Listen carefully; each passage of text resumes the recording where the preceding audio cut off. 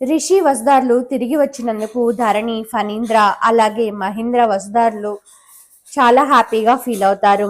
ఇక మాటల మధ్యలో మహేంద్ర, అన్నయ్య మేమింకా వెళ్ళిపోతాము అని అడగగానే, ఎక్కడికి మహేంద్ర అంటే, నేను వసుధార రిషి మా ఇంటికి వెళ్తాము అని అంటాడు. అదేంటి, ఇది మీ ఇల్లు కాదా అని అడగ్గా, లేదన్నయ్య అక్కడికి వెళ్తే కొంచెం బాగుంటుంది అని తనని ఒప్పిస్తాడు. ఇదిలా ఉండగా గదిలోకి వెళ్ళిన తర్వాత మహేంద్ర రిషితో, నువ్వు అందరూ చనిపోయావు అనేసంటే, నేను కూడా ఒక టైంలో నువ్వు తిరిగి రాకపోయేసరికి నువ్వు చనిపోయి ఉంటావు అని నమ్మాను. కానీ వసుధార మాత్రం నువ్వు బ్రతికే ఉన్నావని చాలా గట్టిగా నమ్మింది నాన్న. ఇన్ని రోజులు ఎక్కడున్నావు, ఎలా ఉన్నావు, అసలు మమ్మల్ని చూడాలనిపించలేదా అని చాలా ఆప్యాయంగా మాట్లాడతాడు మహేంద్ర.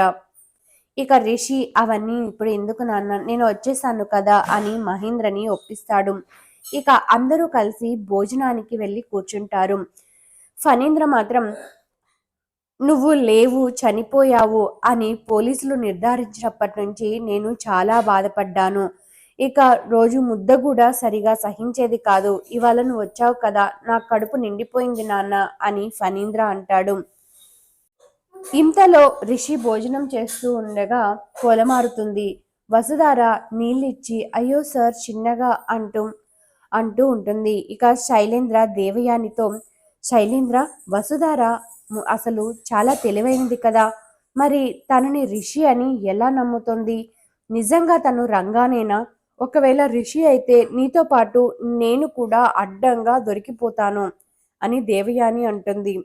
దాంతో శైలేంద్ర, అదే మమ్మీ, నాకు కూడా డౌట్గా ఉంది, కానీ వాడు నిజంగా రంగానే అని దేవయానితో అంటాడు.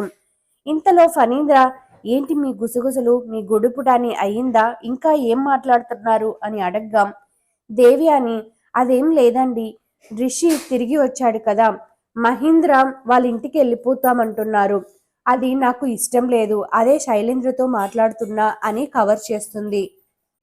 ఇక మహేంద్ర కలగజేసుకుని, లేదులే అన్నయ్య, ఉదయాన్నే మేము మా ఇంటికి వెళ్ళిపోతాం అంటాడు. ఇక రిషి, నాకు ఇక్కడే ఉండాలని ఉంది అని చెప్పడంతో ఆగిపోతారు.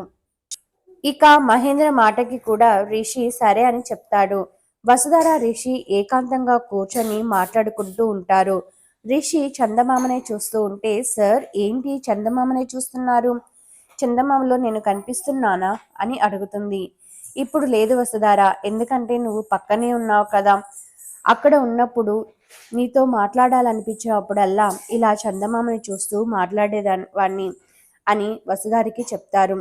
ఇక వాళ్ళ హ్యాపీ మూమెంట్స్ని షేర్ చేసుకుంటారు. మరి చూద్దాం ఏం జరగబోతుందో రాబోయే ఎపిసోడ్లో. Thank you.